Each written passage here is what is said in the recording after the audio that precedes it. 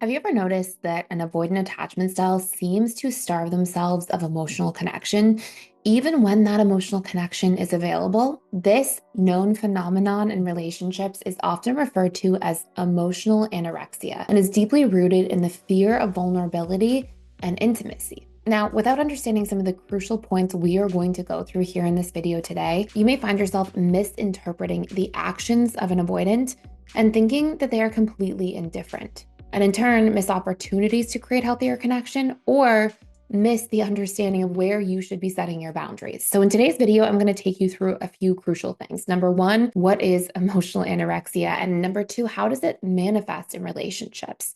We're also going to talk about the roots of this and where it really comes from, so you can have a bit of an understanding of this individual's childhood or early upbringing and experiences. Then we're going to talk about the impact on their well-being as well as yours if you do have this person close to you in your life. And lastly, we'll go through how to best support an avoidant in this process and make sure you're looking out for yourself, your needs, and your boundaries as well. So first and foremost, if you're not familiar with this term, emotional anorexia is defined as the avoidance way, or really an individual's way, of subconsciously avoiding intimacy by withholding emotional nourishment. And it's really a defense mechanism because of past experiences. So this individual isn't just avoiding or withholding emotional nourishment when it comes to you or the individual on the receiving end of this. But if you are the dismissive avoidant listening to this, you'll probably notice that this is something you also do in the relationship to yourself. And if you're the loved one of an avoidant, you'll see this from the outside, that this person actually doesn't emotionally nourish themselves much.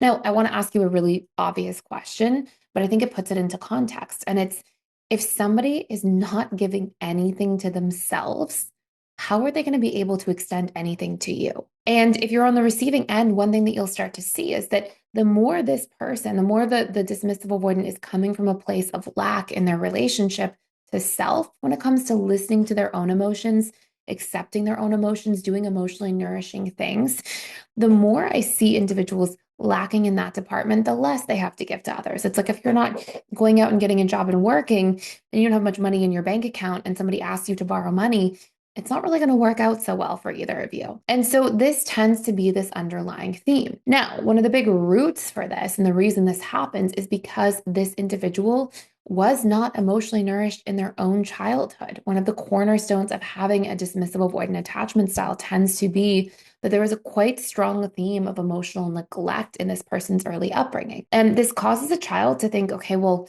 my emotions must be wrong or defective, so I'm just going to try to repress them and disconnect from them. The only problem with this is that your emotions are your feedback system in life. They literally are a North Star to help you navigate your situations. They tell you when somebody's violated a boundary. They guide you towards the things that you like or are passionate and excited about. And they guide you towards the things that you don't like. But if you are somebody who's deeply repressed or turned off your emotions and really tried to step away from them, not only do you miss out on all of the feedback your emotions have to give you about life, but you also miss out on the opportunity to feel emotionally connected, because it's really hard to feel emotionally connected to others if you're not connected to your own emotions to begin with. An emotional connection is something that brings a lot of richness to life. I often think of the analogy of the difference between living in black and white versus living in color. Of course, if you feel more of your emotions, sometimes you feel the hard ones too. But sometimes those hard emotions are giving you the most powerful and important feedback that something is not currently working for you, if you're willing to listen. So, as I mentioned, the root of this is that this individual didn't get proper nurturing emotionally growing up. They didn't get proper attunement, meaning they didn't have the caregiver be present with their emotions. They didn't get proper emotional validation. Like if they were crying or upset, they didn't have the caregiver approach them and try to soothe them. In other words, letting them know that their emotions are okay indirectly through behaviors. And they didn't get a lot of emotional connection or communication about emotions growing up throughout their upbringing. So it's almost like a foreign language in a certain degree, or to a certain degree. Now, what you'll see in terms of how this then manifests in relationships is that dismissive avoidants may avoid deep conversations because they may not really know how to sift through their feelings and understand some of their deeper, more emotional opinions or their deeper feelings about things in life. When it comes to their thoughts about things, when it comes to their opinions about things like philosophy or politics or the world, they'll be really strong there about topics they're learning. But when it comes to things they're feeling, true experiences they're having, that may be the piece that feels missing. You may also see that this manifests in relationships by a dismissive avoidant often avoiding their partner's feelings, even downplaying emotional moments that could be a really strong source of connection, and leaving their partners often feeling isolated. And it's really recognizing that this is a pattern or theme in your relationship that is the first step to then being able to address it.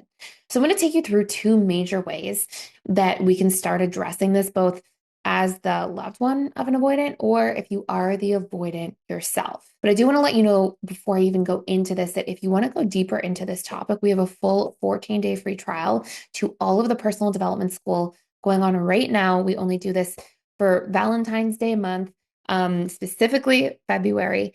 And I will put a link to that down below, but it will give you access specifically to a course that I recommend on this topic that has so much to do with emotional healing and regulation, as well as attunement. It is the first step to healing anything if you were not attuned to growing up.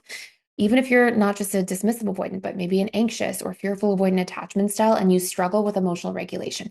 This course is called the Emotional Processing and Nervous System Regulation course. It helps you learn to connect to your emotions, get into harmony with them, be in control of them in a healthy way where they don't control you and have you acting out or getting really triggered or getting angry, but instead you'll feel like you're in touch with them, can process them early so that it's the other way around. You'll feel like you have more emotional ability to soothe yourself, to connect, and to feel stable and grounded in your life in a true and healthy way. So how does this impact the dismissive avoidant attachment style? Well, if somebody is trying to learn how to actually connect more deeply to others, when we know that this is something that can cause a bit of challenge in a relationship, I think it's really important to recognize that dismissive avoidance may feel sometimes a sense of emptiness or disconnection, and they often will cover up this inner feeling of emptiness or disconnection through soothing activities.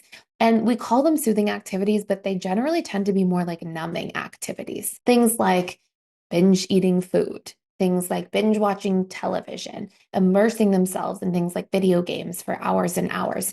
These types of things, when it comes to an avoidant and their behaviors, may be ways that they are trying to leave the emotional numbness and disconnection or emptiness that they're often feeling within the relationship to self. Of course, that can also include things like binge drinking or just drinking very regularly throughout the week all the time. This can include things like using substances, but anything to really hide or numb out from that feeling that they're experiencing deep down. Now, how do you support yourself if you're the loved one of an avoidant and experiencing some of that disconnection, or how do you actually support your avoidant partner? Well, one of the first things that's super important is to have an open conversation. I know it's not easy, but I think it's really important to talk about the value of attunement in relationships and practice things like being present with each other, having time that you set in the relationship intentionally with no phone. So maybe it's a date night once a week and you literally don't bring your phone out at all. Maybe it's a habit in the morning where you have coffee together or you have a tea before bed together. And it's just a time where for 15 or 20 minutes, you practice being present in the relationship.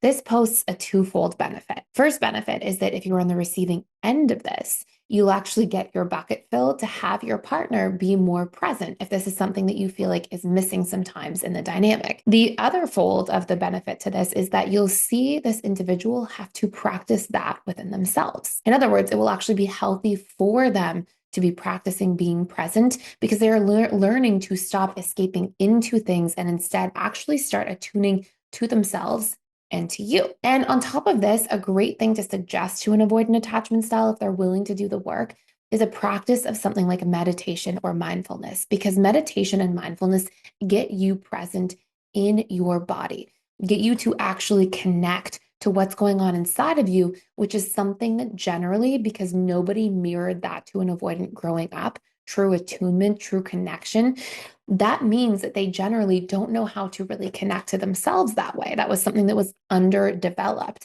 in their childhood and upbringing. So self-attunement, where there was a lack of attunement, can be a tremendously healing process and something very powerful for their own growth and development, as well as, of course, something that will ultimately benefit the relationship and connection. So, hopefully, this gives you a little bit more insight into what emotional anorexia really is, how it can affect relationships, sometimes in really profound ways, and what you can start doing as of today to really see some change in this dynamic. If you enjoyed today's video, please like it, share, subscribe, maybe share it with anybody who could benefit from this topic as a whole. And I look forward to seeing you in tomorrow's video as well, all about the fearful avoidant attachment style. Thank you for watching.